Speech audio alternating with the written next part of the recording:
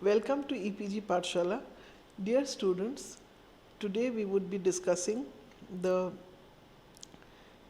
module. The name of the module is the planned cities in the post-independence times, part 2. So the learning objectives of this module is to understand the how these cities were developed. Um, it's a continuation of the earlier module. So how these cities, few other cities, how they were developed and planned in in India. Basically, these planned cities are those examples which are from India, and so we start with Navi Mumbai. Navi Mumbai is was planned as a satellite town, and as we can understand, it is the name says that it is the new Mumbai, and it was developed on the eastern side of the of Mumbai, of the mainland of Mumbai, eastern part of the mainland of Mumbai, and it is brownfield development. And as the brownfield development means that the land which is has been previously used or has subsequently become vacant, derelict, or contaminated, and this is the opposite of greenfield land, and the concept of this Navi Mumbai was that, as we all know, Mumbai was congested, and there was a demand for more land, more housing, more services, a certain level of services. So therefore Navi Mumbai was planned as a satellite town, and it was polycentric pattern of development. It ensured the balanced land and even distribution of various facilities. Now the main concept or the objective was environment protection. So there was the green expanse which was reserved, and therefore this green expanse was planned to ensure that the city does not turn into a concrete jungle. And as you can see in this drawing, it is connected. The mainland Mumbai is connected to Navi Mumbai via bridges, because it is across the water body on the eastern side. And as we go ahead towards the Navi Mumbai plan, we see that there are industries planned, there's residential areas, there are reserved green areas, and so this was what was the concept of the Navi Mumbai plan. Now, who planned or who designed or who came forth with this plan, we will come a little later. But before that, we have to say that there is no preset development plan, and therefore CIDCO, which is the City and Industrial Development Corporation, the organization which governs this the satellite town of Navi Mumbai, they can change their development strategy accordingly. So the mainland area developed as multi-nucleated nodes or settlements, and each node was smaller in size than 2.5 lakhs population, and the distribution of nodes was varied than as planned. Now in figure 7 shows the distribution of nodes in the original plan, and figure 6 shows the existing planned nodes. So that was the change which which Sidco brought in and to the plan. Now, as I was referring to, who planned or who was responsible for developing Navi Mumbai? It was Charles Correa, who renowned architect who and planner, who put forth this plan idea of development on the eastern side or in Navi Mumbai, and he planned for Navi Mumbai, and therefore we see that there was this connectivity. If you see the nodes, all these nodes are connected by mass transit areas, and the nodes were divided further into small units, that is called sectors, and the city treated its sewage before discharging it into the watercourses, water channels, and the storm water drains were designed keeping in mind the high rainfall. Now, as contrasted, this is the recent floods of Mumbai is a contrast to this part of Mumbai, that is Navi Mumbai, where waterlogging has increased in the mainland, but Navi Mumbai has the stormwater drains in place, the stormwater drainage system in place in order to let the water drain off, even if in case of high rainfall, as Mumbai is prone to high rainfall. Now, the next city which next planned city which we will be discussing is Noida, which is an acronym for New Okla Industrial Development Authority, which came up in Uttar Pradesh and adjoining to the city of the National Capital Territory of Delhi, and it was developed as an industrial town, and it was planned in the year 1976 with a design population of 5 lakhs and with an area of 3,360 hectares, and it was planned by the New Okla Industrial Development Authority. You can see in this figure the view of Noida, and the location of Noida is given in figure 2 in the map of India, and also in this slide you can see the land use map of Noida, where there is this industrial area, residential area, commercial area, recreational area, public and semi-public uses are given. And the area on which this city was developed was formerly part of the Yamuna river basin, and it had been reclaimed by constructing embankments along the river. The city has a long triangular shape with the rivers Yamuna and the Hindan. They are actually both these rivers, the Yamuna and the Hindan, form the natural barriers, and then there is this national highway which forms a man-made barrier. So therefore it gets its shape from these natural as well as man-made barriers, and as you can see in this figure, and the riverfronts were exclusively used for major regional and city level recreational facilities, and it was planned on a grid iron pattern. Again, this grid iron planning was there. The city was divided into various sectors, and it was planned or conceived, this township was planned or conceived as a self-contained integrated township. And it was a predominantly road-based internal or road-based movement, with a road-based movement pattern, with major roads being planned from southwest to northeast. So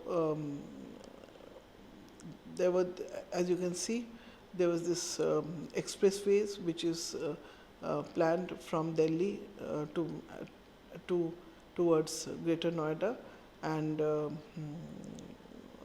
river Yamuna, the river Hindon, all are shown in the map. And the low intensity of activities are provided in the southern extension in the area between the expressway and the river Hindon. The expressway is showed here,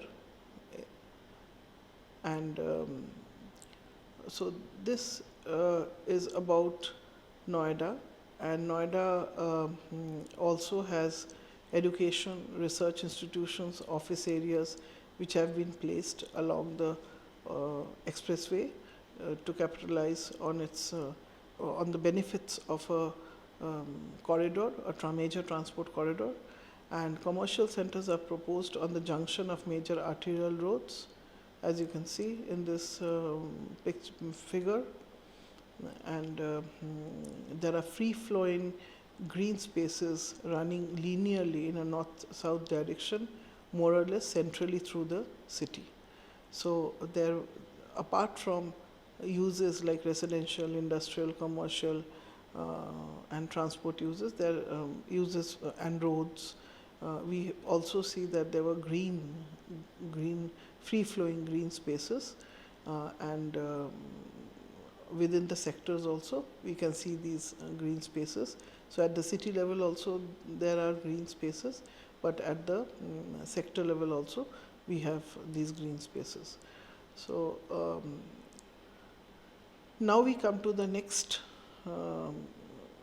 city, which was Lavasa, which came in the year 2000, which was planned in the year 2000. It was termed as a first planned hill city. It was in the state of Maharashtra, and it was planned with a permanent population of 3 lakhs and about 20 lakhs of tourists per annum. It was envisaged that or designed for a tourist population of 20 lakhs. And the area which was started was about 2,800 hectares, which could be expanded to 10,000 hectares. And it was planned by HOK, that is the design consultant from United States. And this figure shows the topography of that land and the forests and the location of the forests and the lake and the other uses of the land, that is the residential, commercial, public and semi-public, amenity, open space, all this is shown. Now what are the salient features of Lavasa? On what was the master plan based on? What were the principles on which it was based on? The master plan was based on the principles of new urbanism. Now what is new urbanism? New urbanism is an international movement to reform the design of the built environment, raising the quality of life and standard of living by creating better places to live, promoting creation and restoration of diverse, walkable, compact, vibrant and mixed-use communities. So based on this principle, Lavasa was designed, and it was also on this principle of transect model. Now transect model is that development which follows a natural pattern of high density core surrounded by successive layers of descending densities and transcending character from urban to rural. You can see this figure which shows the transect model. The first is about a natural zone, the second is about the rural zone, the third is the suburban zone, the fourth is the general urban zone, and the fifth, sixth, seventh are this urban center zone, fifth is the urban center zone, sixth is the urban core zone, and seventh is the special districts. So it is progressively these are it was developed, and as you can see the setting of Lavasa, this entire model was sort of tried to be implemented in the for the city. After the principles, if we try to understand that about the setting of Lavasa, we see that um, Lavasa encompassed 5 nearby villages, that is Dhananohol, Mogao, Dasve, Mose and Sakhari Vadvali, and the development plan is spread over 20 hectares, and it involved dynamic planning in phases, and the township was sensitively integrated with the natural environment. It aimed to provide perfect work and life balance. It wanted to, or it endeavored to house the multiple socioeconomic group, and the water, if you can see from here, uh, how was the water supplied, and so water sourced and supplied, and the water was sourced through rainwater harvesting dams, centralized treatment, 24 by 7 distribution system, and this figure also shows the submergence area uh, of the river, and regarding the effluent, effluent was recycled. There was 100% waste collection. There was high level of public safety and security, and smart city ICT infrastructure, and there was no landfill site. We come to the next sub-city, that is Dwarka, which is in New Delhi, and Dwarka was planned as a sub-city in the year 2004 for a population of 10 lakhs, and with an area of 5,648 hectares in the southwest part of Delhi. It was planned by Delhi Development Authority with a team of eminent experts, academicians from various disciplines, and you can see in this image the development of Dwarka, and the location, as I said, it was in the southwest part of Delhi, and this shows the plan of Dwarka, which shows the residential areas, commercial areas, recreational areas, public, semi-public areas, the water bodies, and now we come to the salient features of the plan. The plan was had 29 sectors, and there was a typical residential sector layout, which is from about a square of 900 by 900, and that is with an area of about 81 hectares. The characteristics of this township, of this sub-city, was basically these sectors were self-contained and was planned to be self-contained, and designed for a population of 30,000 for each sector.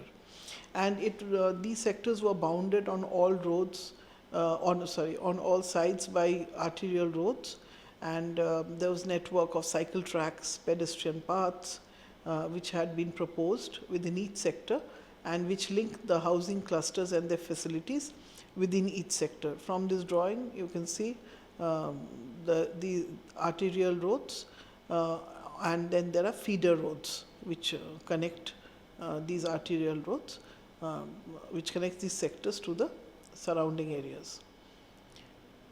The commercial areas are all planned along the major spine, where the MRTS is also planned. So it is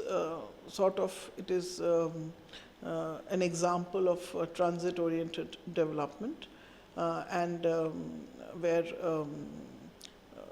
the commercial spine is connected to the different sectors, and with the arterial roads, which are the major bus routes. So that's how the entire city is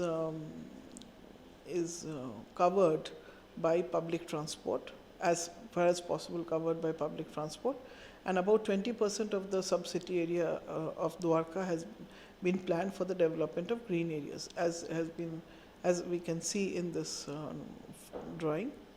And then we come to the next city, that is Naya Raipur in Chhattisgarh, which was planned as an administrative city.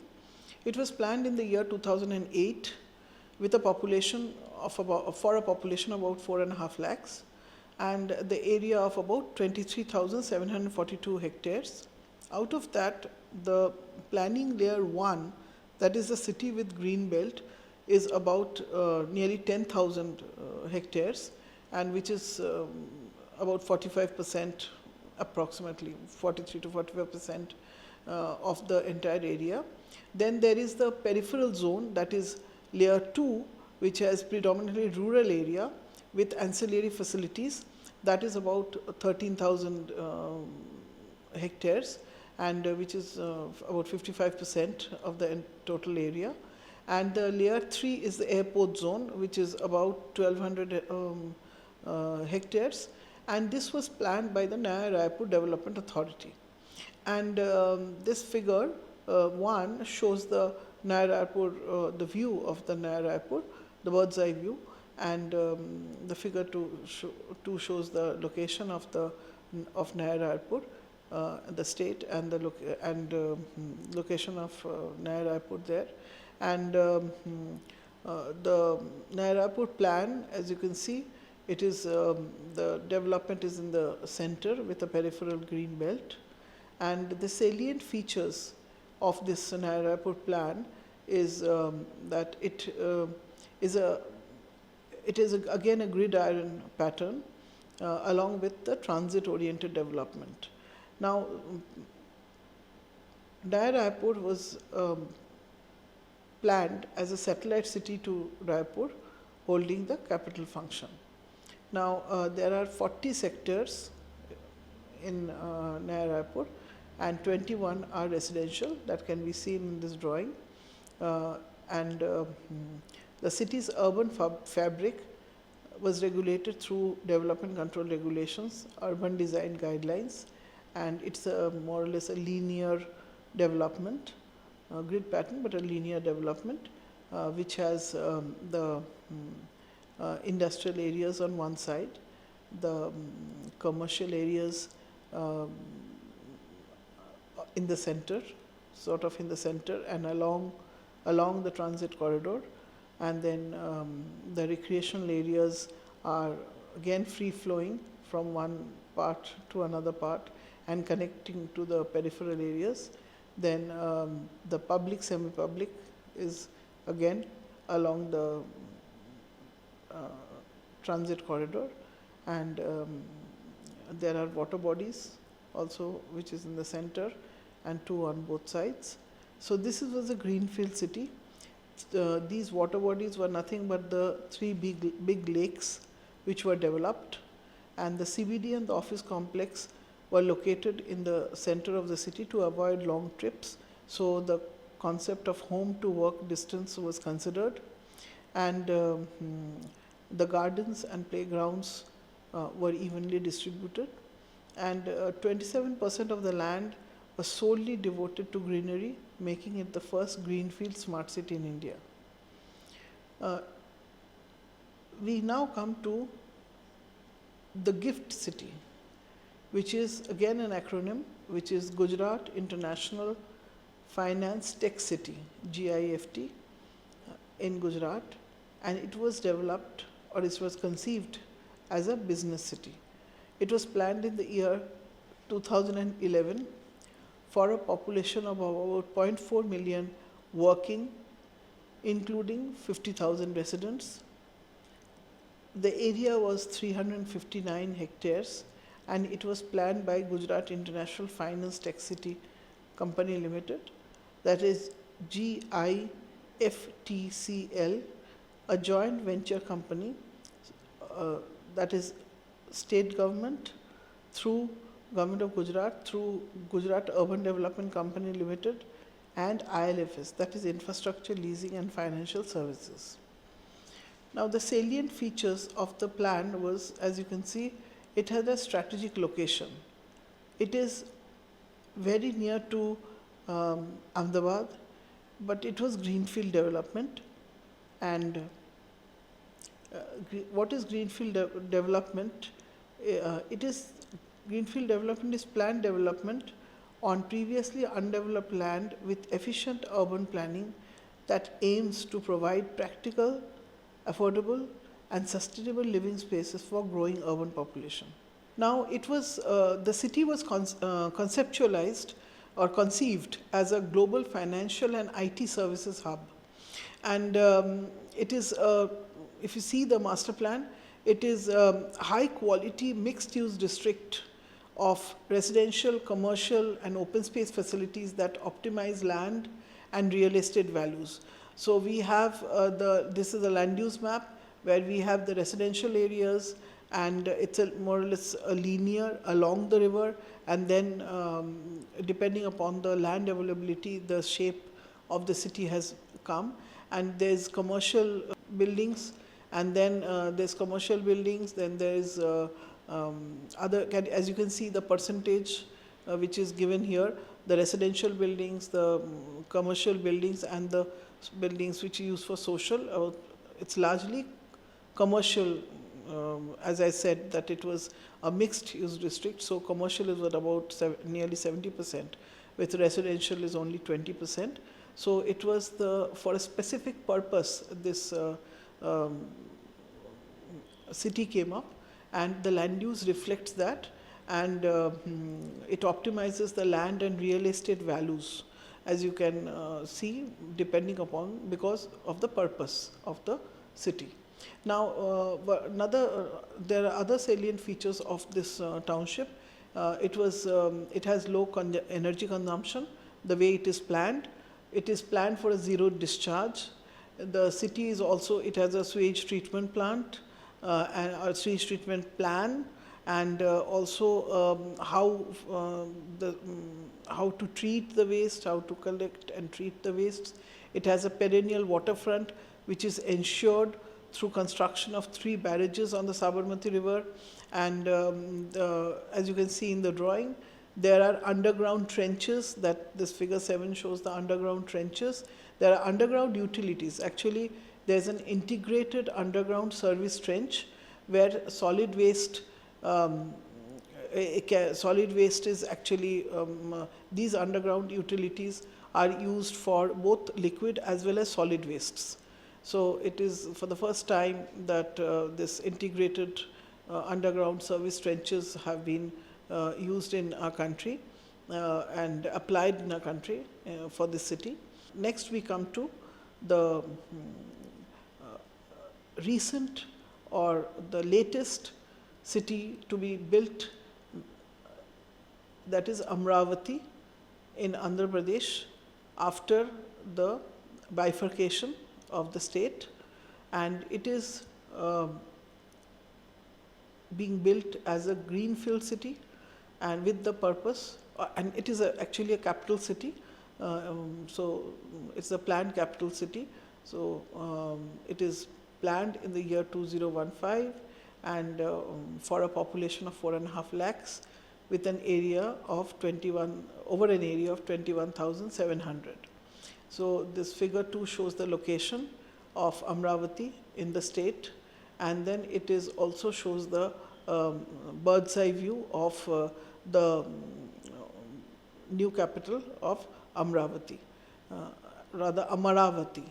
And then that is the figure shows the land use plan of Amravati, which was planned by Singapore government, appointed Surbana International Consultants and Jurong.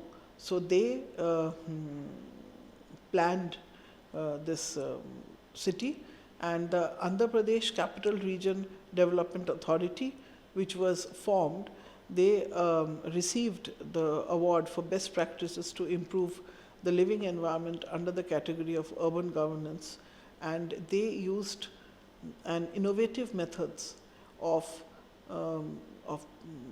land acquisition, we won't say land acquisition, but innovative method of land assembly, and that is the land pooling scheme, where the highlights of this land pooling scheme was that this mechanism is mainly adopted for development of the capital city area, where the land parcels are owned by individuals or group of owners, um, are legally consolidated by transfer of ownership rights to the authority, which later transfers the ownership of a part of the land back to the landowners for undertaking development of such areas.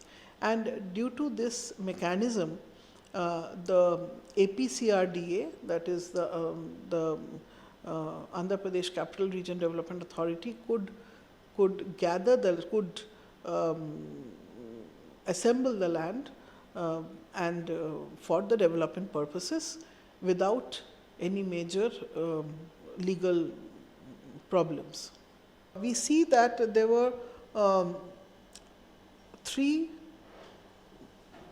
stages of planning, that is the capital region concept master plan.